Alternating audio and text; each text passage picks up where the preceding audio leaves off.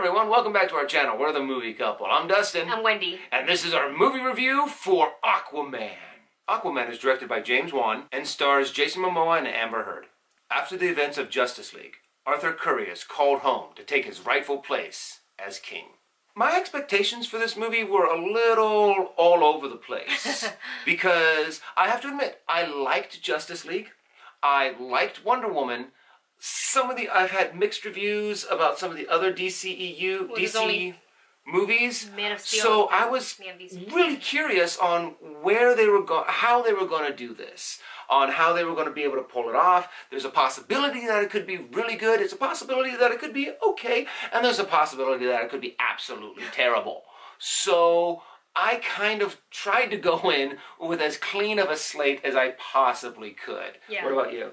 Well, I will say that the trailer so far had looked fun. And when I saw Aquaman and a little bit of Mera in Justice League, I was like, okay, I can get with this. And then they announced that it was James Wan directing, who I have really, really been enjoying his work.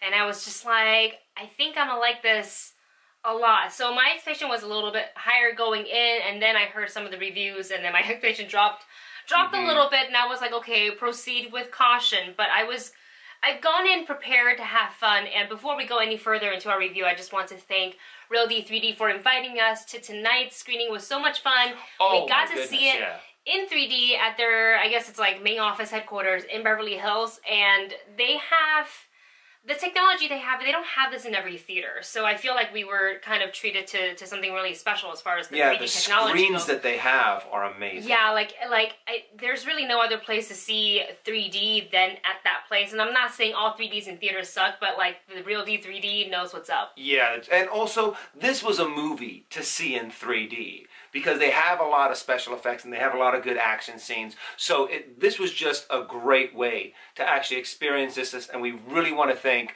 Real D for inviting us to this screening. And I'm going to add one more thing, and then we're going to jump into our review, or I guess this could kind of jumpstart our review, is that this movie was definitely made for 3D. Yes, it was very true. There's so many shots and so many special effects that they put in, and I was like, made for 3D, made for 3D, made for 3D. So keep that in mind when you are purchasing your ticket. If you're not usually a fan for 3D, you might want to rethink that for this movie. And we're not saying that just because we got invited to a special screening. We're not always, usually when we see movies, we don't usually choose 3D. There are only certain movies, so we have to like sit further back. But this movie was particularly made for 3D in mind, so just keep that in mind when you're purchasing tickets. And that was something that I really did enjoy about this movie, is the fact that the way it looked was really fun. It was very animated, very, the graphics were really fun, especially during the action scenes, to kind of be in there, and it kind of really made you feel a part of this water world that they were in. You want to talk about the water world. James Wan did a fantastic job visually giving us what Atlantis looked like. It looked, because I was just wondering, I was like, how are you going to do it without making it look weird and like overly CGI'd? And I would say it was really well achieved with the motions of the hair as they're speaking underwater, because the way they move. And the way they move. And swam and we saw in Justice League that when they had to speak, Mera had to make her air bubble, and then they had to speak in a bubble, and I was like, okay, if this is what you're gonna go for, I'm with it. But James Wan then was like, there's no bubble in my underwater dialogue, and I was like, okay. So, and you don't need it. You don't need it. They're Atlantean. They can speak underwater. They can breathe water. Why they don't need a bubble to speak? So it was natural and made sense. But the world was stunning. It was very colorful. There were a lot of like bioluminescent things that I was like, ooh, it's.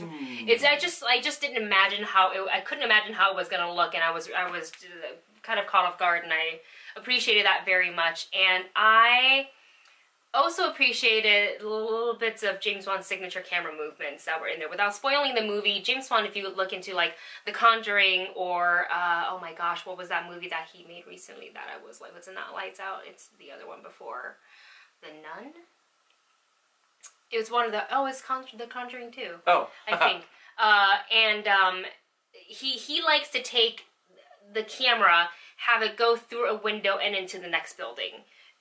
Or going through a door frame and into the next shot. It's a continuous shot, or it makes it look like a continuous shot, and he travels it into the next room, so he kind of takes the viewer with them. So and they had that breaks into that a couple times. And that's always something I've seen in James Wan's movies, and I've always liked, because it just kind of breaks that barrier, and it really, I think, keeps you in the scene where you're kind of like, oh wait, I like that, but we're gonna keep going, so I'm with it. And you're just kind of going on this ride, and I feel like Aquaman itself as a movie is a wild, crazy ride, and there's so much to process. And also something else that I thought was pulled off very well was Jason Momoa. Oh my gosh. Jason Momoa really has what I will call the Rock skill, is the fact that he is the so Dwayne effect. The Dwayne. I'm coining it now. Hashtag I like it. We'll call it the Dwayne effect.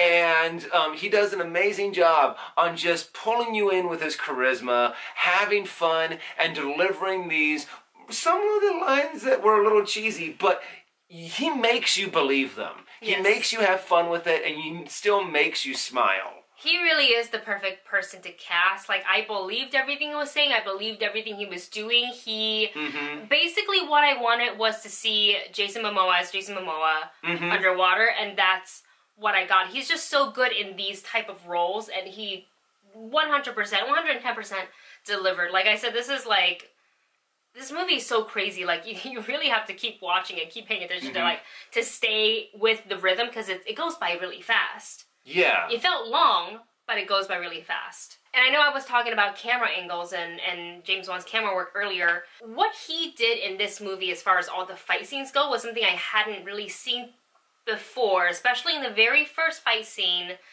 I can't say who, but I will tell you it was not Aquaman fighting. And the way the camera worked is it kind of moved around the room, almost in a VR type of style.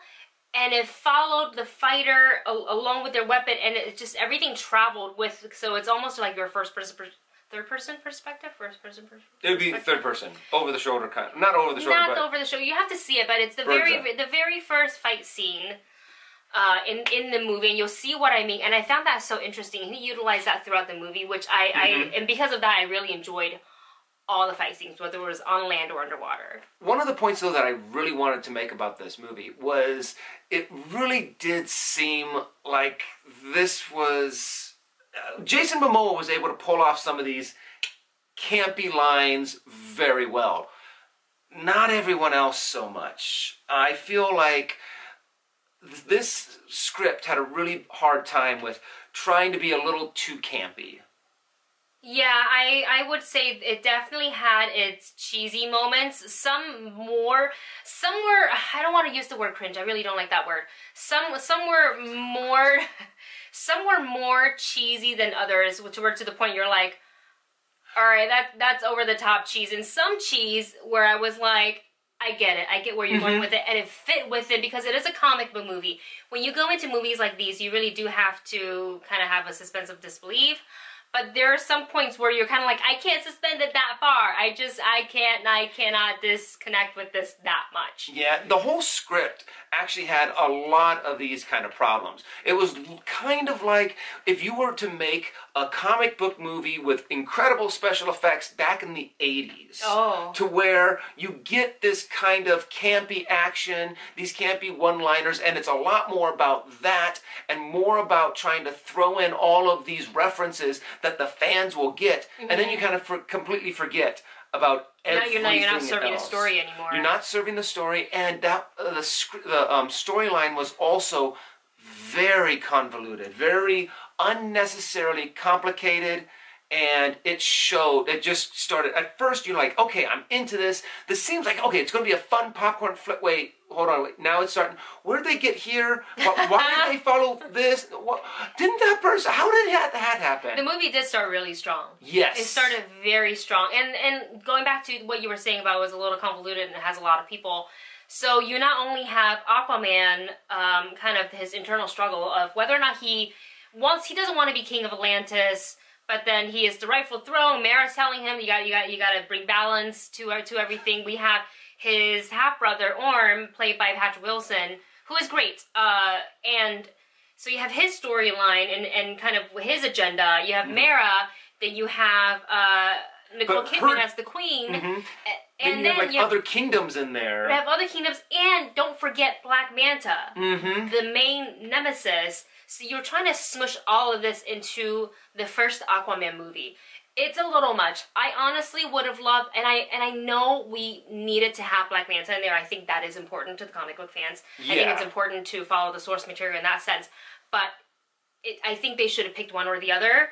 They should have picked either let's go with Black Manta or let's go with Orm. It was a little bit too much because I felt like then neither one got enough spotlight for me. Yeah. And I really wanted to see development.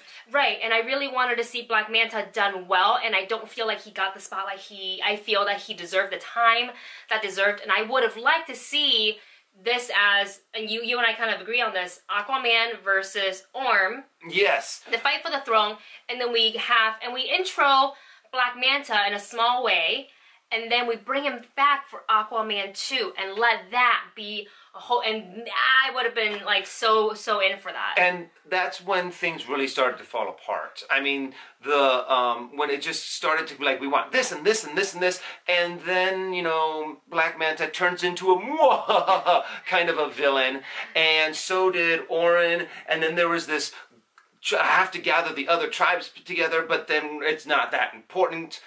Something happens, but then you have to find the trident, is that a spoiler? No, because they talk about having to find it. Okay, in the trailers? In the trailers. All right. And then they start, one of the things that you really have to do in a comic book movie is make your reality and then stick to the rules that are in your reality. And there's a lot of times where you're like, wait, how are they able to do that if they just said they can't do that? But then this person's able to...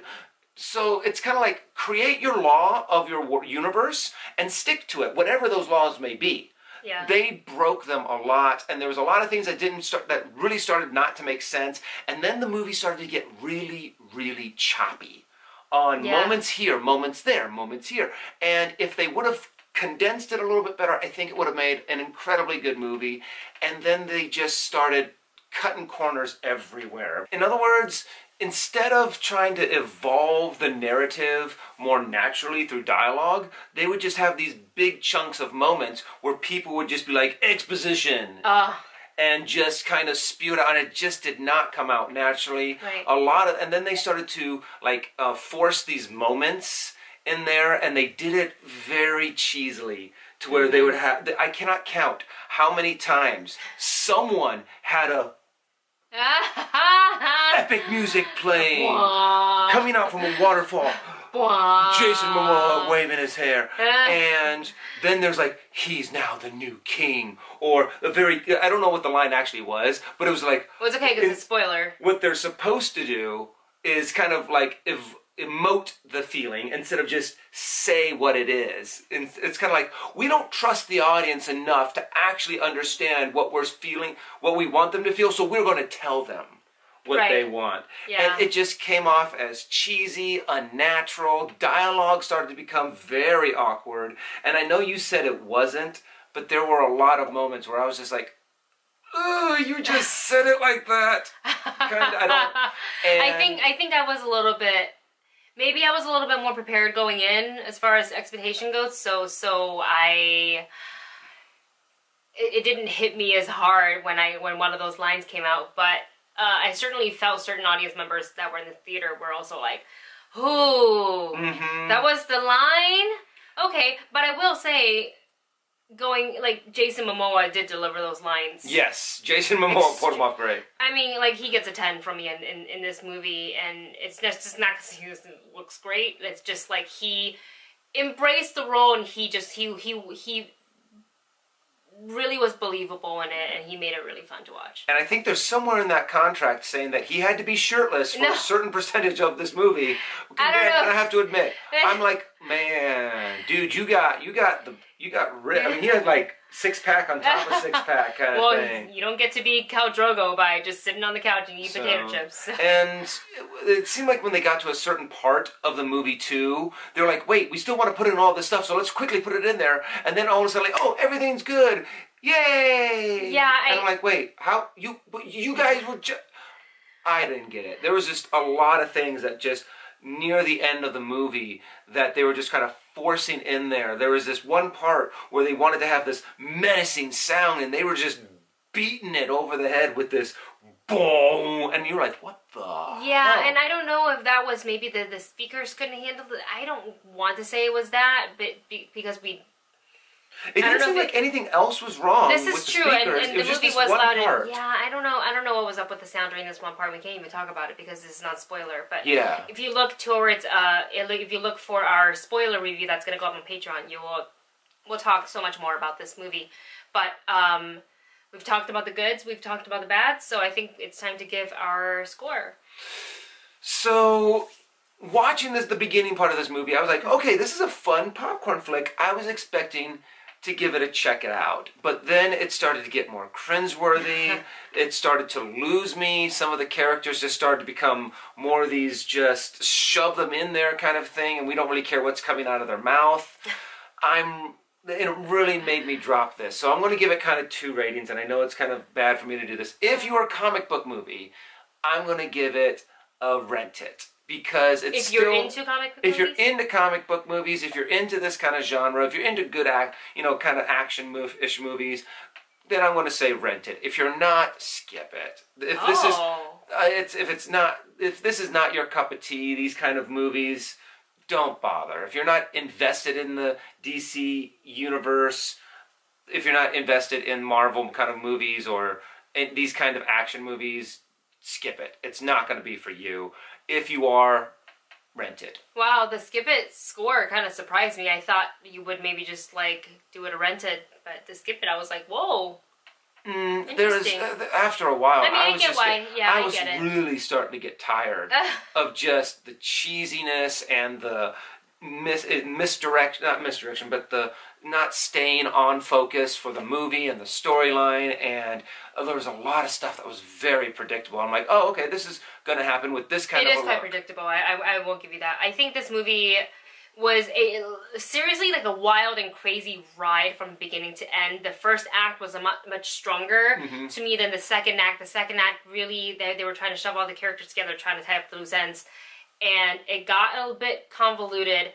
The cheese was there, some were good, some were a little too cheesy even for my taste, and I still had so much fun watching this movie. The fight scenes are really, really great. I really enjoy some of those camera angles, camera work that James Wan is known for, and I love the visuals. I think Atlantis looked beautiful. I think everybody, when they moved underwater, I was like, I believed that they were underwater even though they weren't. I am actually going to give this a check it out. Oh. Yeah. It's a very different. We've got some wide spread on this. Yeah. To where it seemed like it didn't really bother you very much about some things, but there were just some things that I was but just I can see why it would bother people. I can see why it didn't bother me, but I can totally see some people would be like, nah, not for me. Yeah. Well, it's not just what we think. What did you guys think? What do you guys think of some of the reviews that are coming out about Aquaman? If you got a chance to see it, comment below. Let us know what you think. Keep it civil. Give us a thumbs up if you like this video. Check us out on Patreon, and we'll see you in the next video.